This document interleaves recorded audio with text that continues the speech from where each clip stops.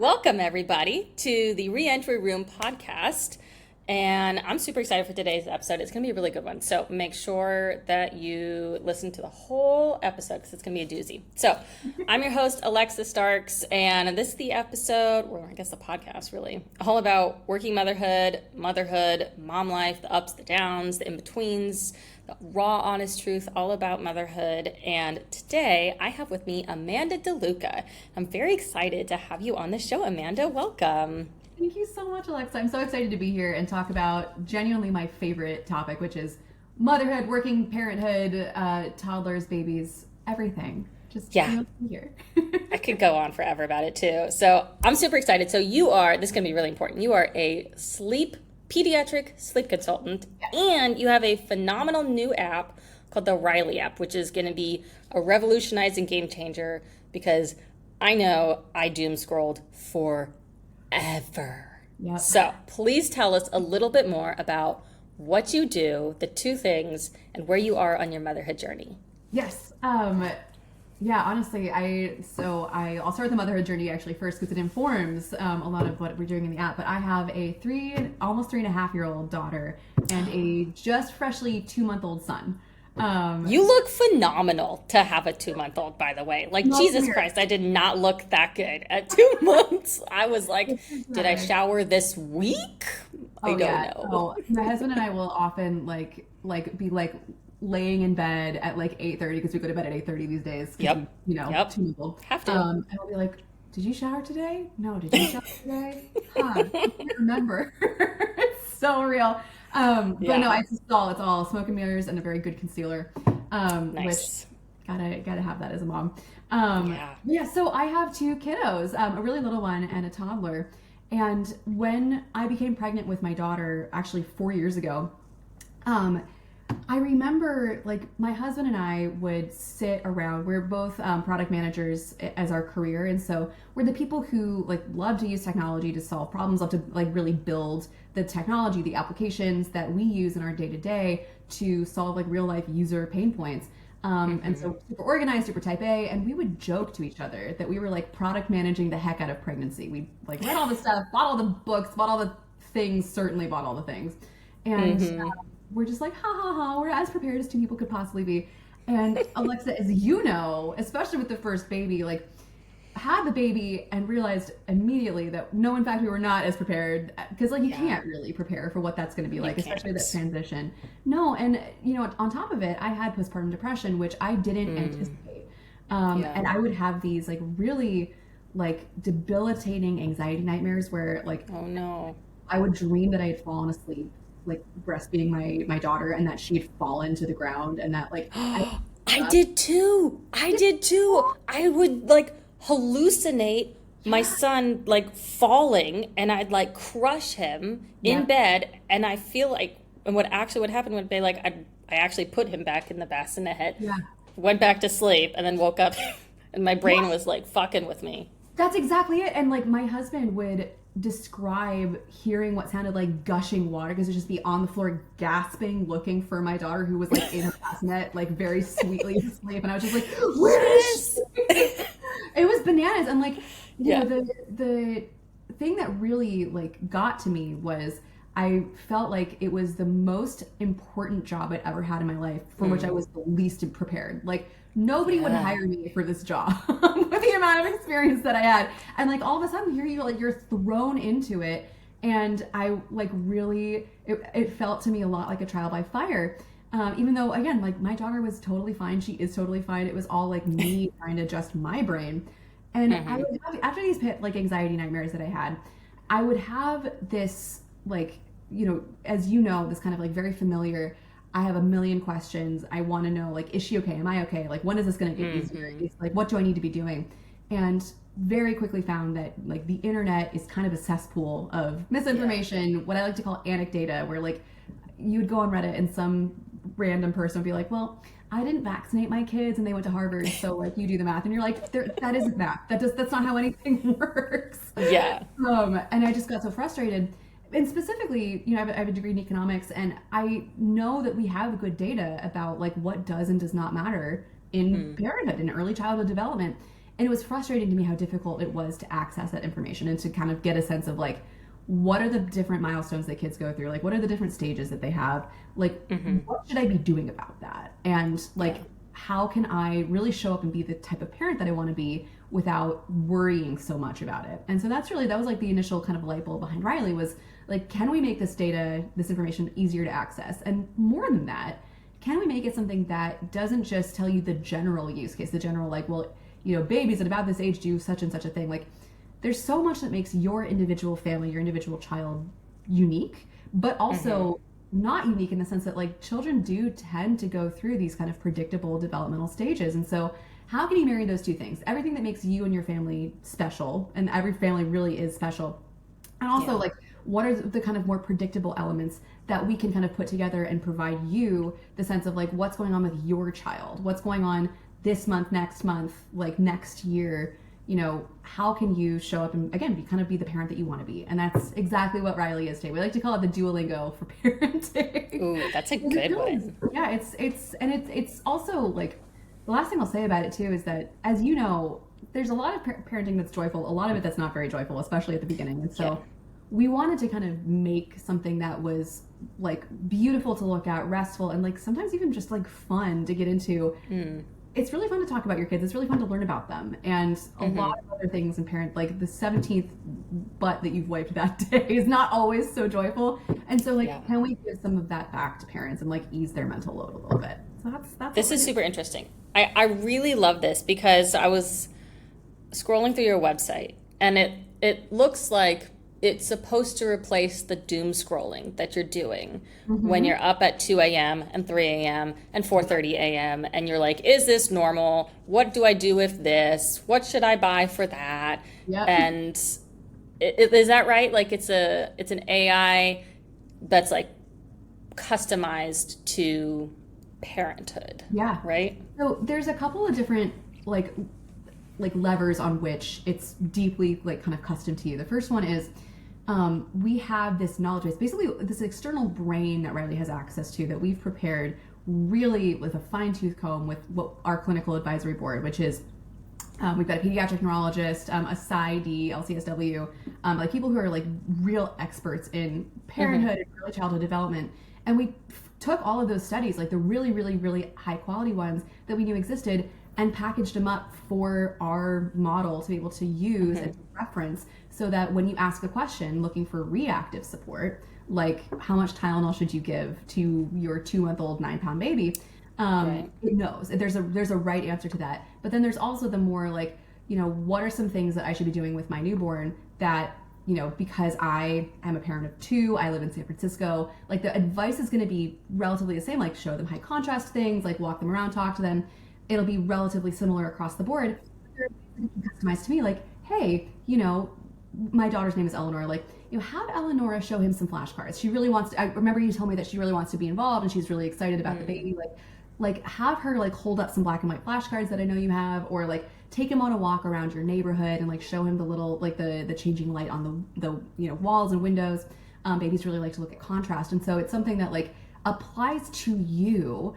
And can make it a really, you know, deeply personal experience, but that's also data and pediatrician backed. So kind of giving you that reactive support and also being very proactive about, you know, we like to prepare this, you know, daily guide of like, if you're going to do one thing or know one thing about your kid today, here's what it is. So mine this morning was all about, I get one for each kid. And for my son, who's 2 months old, it's all about how I've been talking to Riley about, he's like bringing his hand to his mouth a lot more. And it's like, here's what that is, here's why that's happening and why it's really cool, and like here's what you might see next, or really like what to do to encourage that kind of you know the like discovery with their mouths, and like how to keep it really safe but also really fun, how often do I need to wash my toys, things like that. So it's we do give you kind of a proactive push so that again you don't have to like worry about, you know, oh, what am I going to ask this thing? It's like, no, we will deliver to you every day some value that is personal to you, but also based on this kind of developmental science that we have.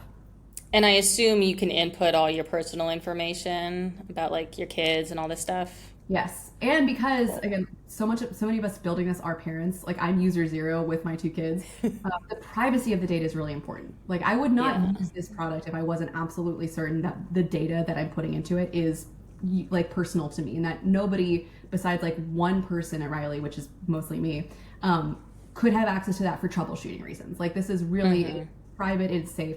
It is something that you can delete on demand. And so like you don't have to worry about like, oh, I'm giving this tool all this information about my children. Is that safe? 100%. Yes. We build kind of from the ground up to make sure that it is.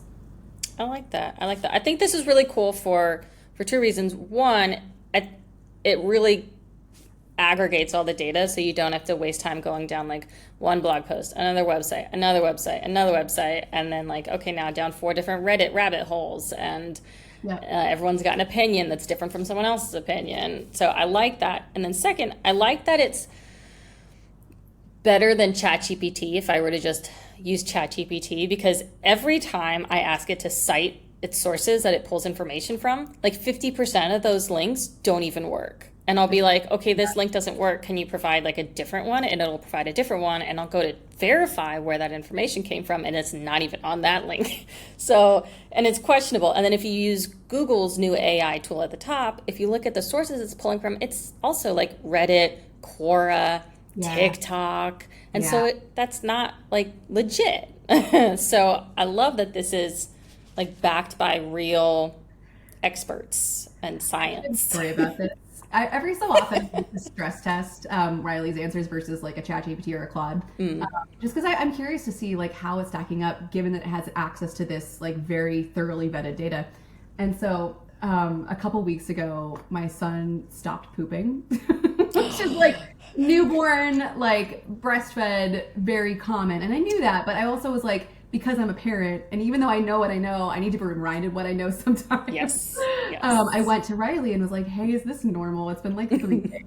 And Riley was like, very normal, like especially right now. They go through this thing called, like right at first, they have what's called a gastrocolic reflex, where every time something enters their tummy, like their body just clears out the system.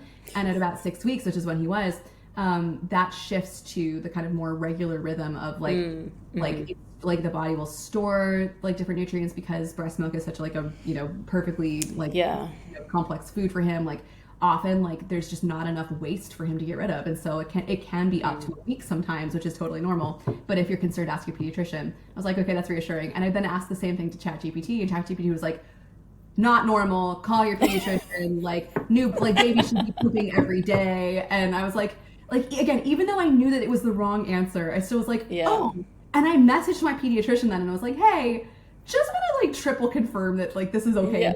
And he was like, yeah, totally fine, totally normal. It can be up to a week. So funny. And it was like, I was thinking about if I didn't know about Riley and I didn't have this tool that I so desperately wanted the last time I had a newborn, and I had asked ChatGPT, it would have set me down a spiral that I still kind of went down, even though again I know that it is somewhat normal. I still was like, I'm just gonna make sure.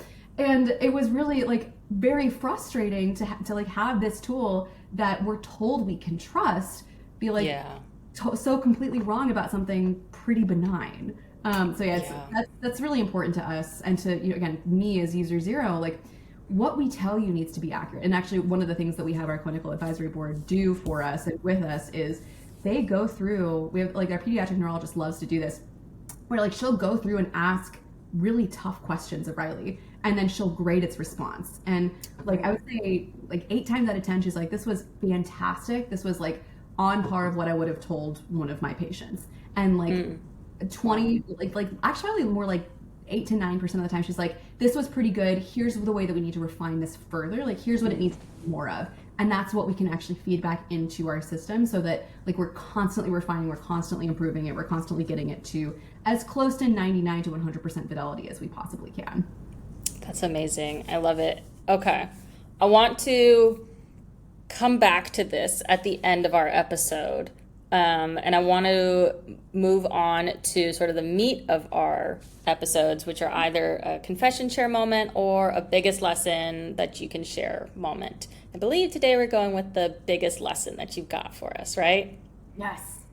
And honestly, this is something that, like, before I had kids, I was honestly worried about it. I was scared that it was going to derail my career. I was scared that I was going to be a lot less productive. Like, I love to work. I've loved, like, carving this path for myself.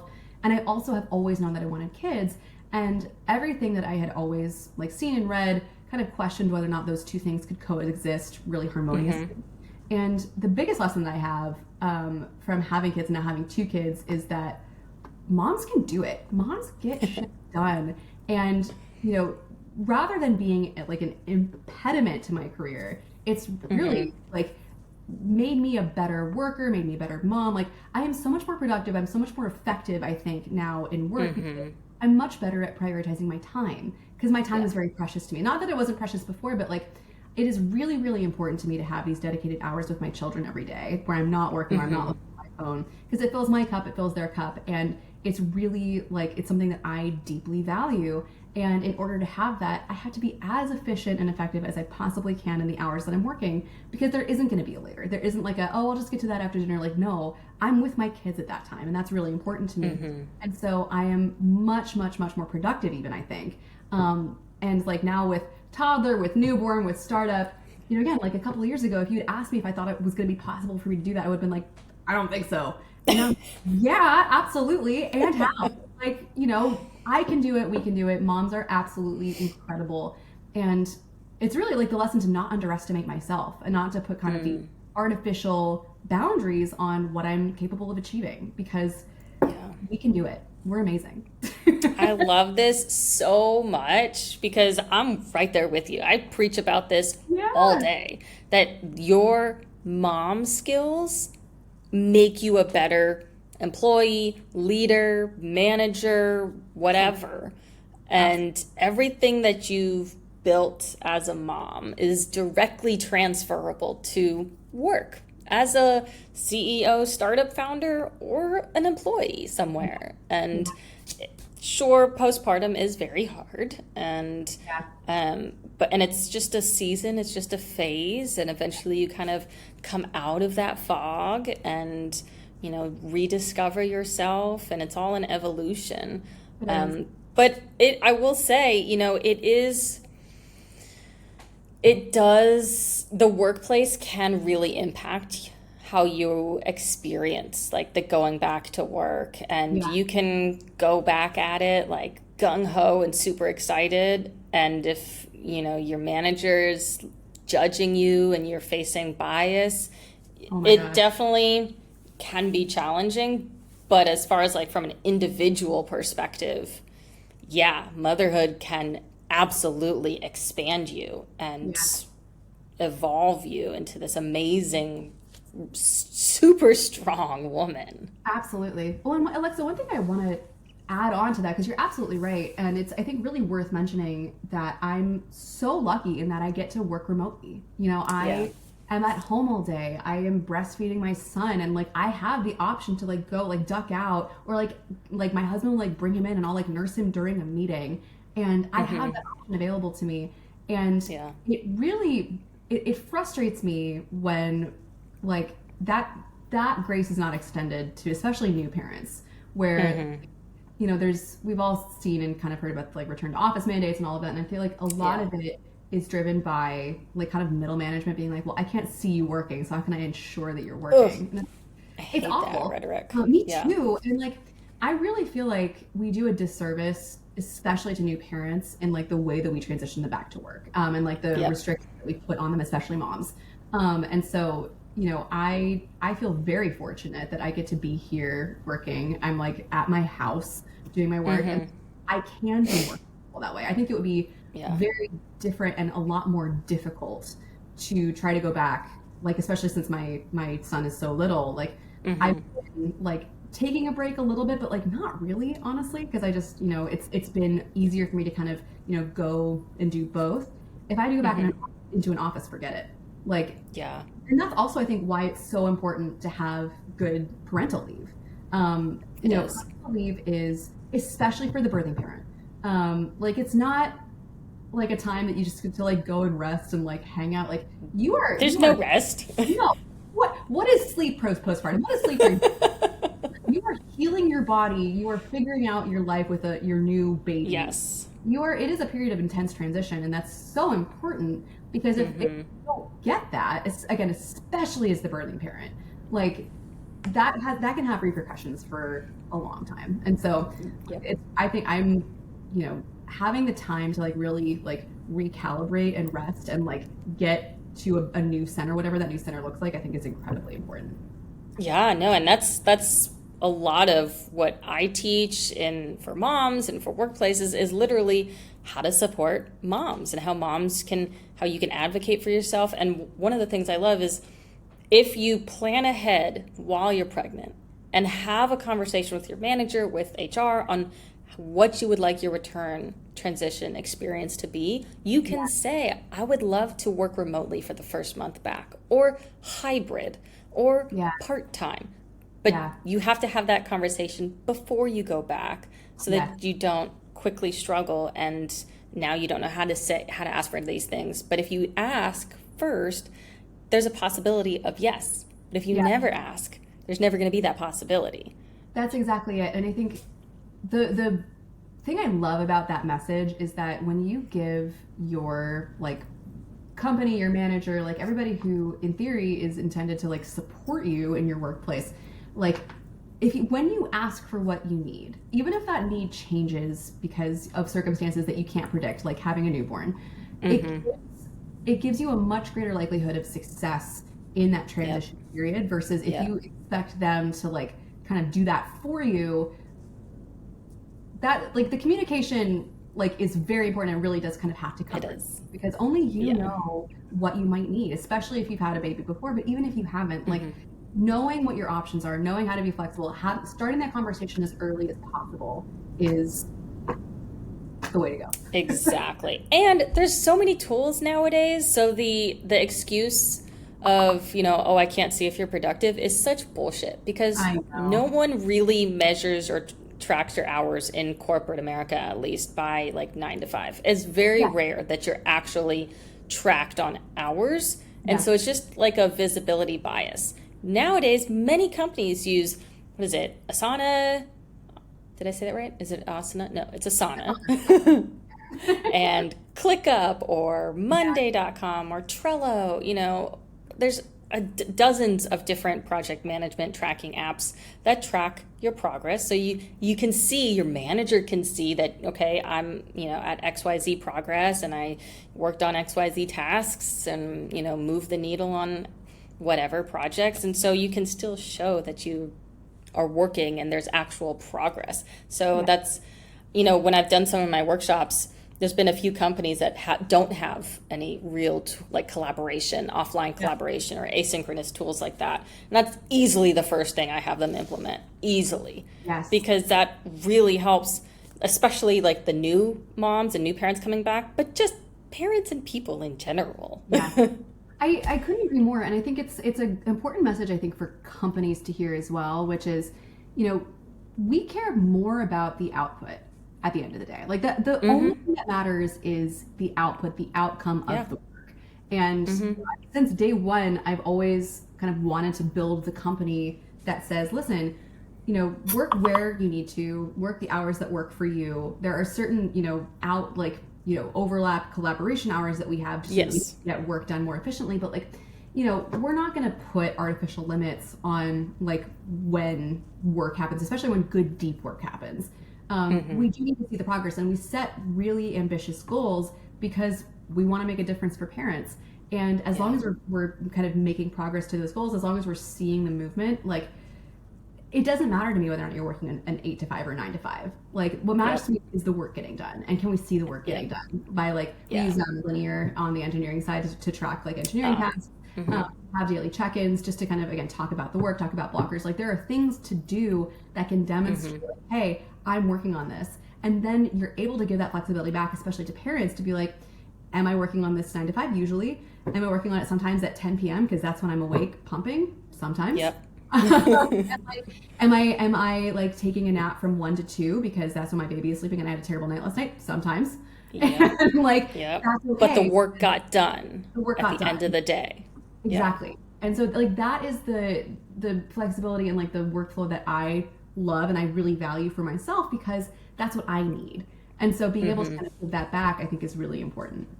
Yeah, I love that. All right, we're getting a little sidetracked. I feel like I could talk about this all day. I want to go back to I want to go back to your message, your lesson about moms really being able to do a lot and find your capability and your strength and your motherhood skills, essence, whatever.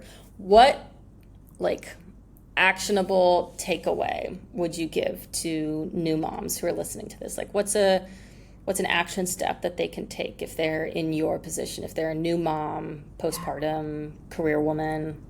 Yes. I love this question because it's the same question that I asked myself last time and also this time. Like, what do I need to do in order to kind of give myself this space? And really, the best thing you can do is sit down by yourself, and then also if you have a partner, with your partner, and just make a list of the things that are the most important to you in your life. Work, family, hobbies, creative pursuits, things that fill your cup, that make you feel like a whole person. And really think critically about if you can rank them. For me, family is top of the top. Family is the most important thing to me. Because it's the thing that fills my cup the most. It's the thing of which I am the proudest. I just adore my family and my kids, and I just love being a mom. And very, very, very close second is my career. I love working. I love building this app that we're making. I love making things, building things. It really that also fills my cup. And I have I love to run. I love to, if I have time to paint, I love to paint. I love to read. But really thinking about the things that you do that make you you, and have that list, share it with your partner, have a discussion, and use that as a forcing function where, if you know that family is your number one and you have time that you're trying to decide what to do with it, go with that list. Be all right, is there something I can do with family right now? Is that something that I can do to fill my cup? Is there something I can do with work that would be fun and not taxing? And also when you have to make decisions between two of those competing things, what's more important. And so, for example, we had to take my daughter in to the pediatrician the other week because she's got the toddler preschool forever gross cough, and we're just gonna make sure nothing. And she actually got sent home one day, and it was a very quick conversation between me and my husband, but I was I'm gonna go because I want to be there for her. I want to do this. And he had a meeting, I had the time, and also this is, I just I want to show up for my daughter here. Yeah, and I'll make the time. I will make the time. This is more important than, me fiddling around with some code for a second. I need to be there for my daughter. And same thing with, that those hours that I carve out for myself. I know that that's really important to me. I could just be working in the background during those hours. I would love to do that sometimes, but I know that it is more important for me to be there and be very present with my family. And when you have that system of what's important to you, what you value, what is going to be kind of on that list, it really, really helps you make decisions more easily and say no to things and push back, because everybody's going to want a piece of your time. Work's going to want a piece of your time. Family's going to want a piece of your time. Your time is very valuable and very limited. And so where you spend it, where you apportion it, should be a reflection of the things that are important to you and those kind of values that you've put together and kind of, again, ranked as best you can. Sometimes you can't always do 1, 2, 3, 4, 5. But as much as you can, I find that a very, very useful exercise. And it's also useful just to kind of know what falls on that list for your partner or whomever you're co-parenting with, or even friends too. My friends and I will do this sometimes. I feel it's a really interesting insight into who they are as people and what they value, what they love. I love this so much, Amanda. I'm going to do this with my husband. It's Monday. I was going to say this weekend, but it's only Monday. So. It's already been a week, hasn't it? I know.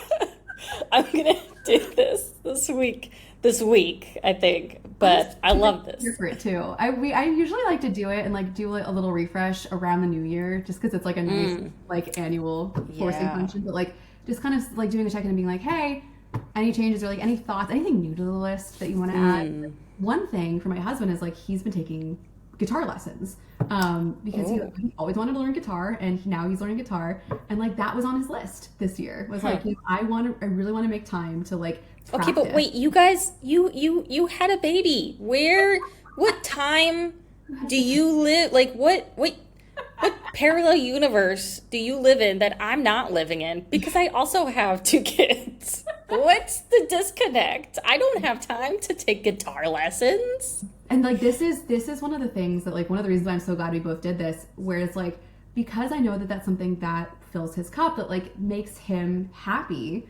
I can then be like, hey, he's got an hour a week that he goes to his guitar lesson. Sometimes it's 30 minutes. And I'm like, you know what? I got it. I can do bath time. I can like watch the kids. We can like do some puzzles. Again, like I can like hold the baby and like talk to my daughter. Like I've got it for 30 minutes. You go. And for me, his version of that for me is I really want to go on a run.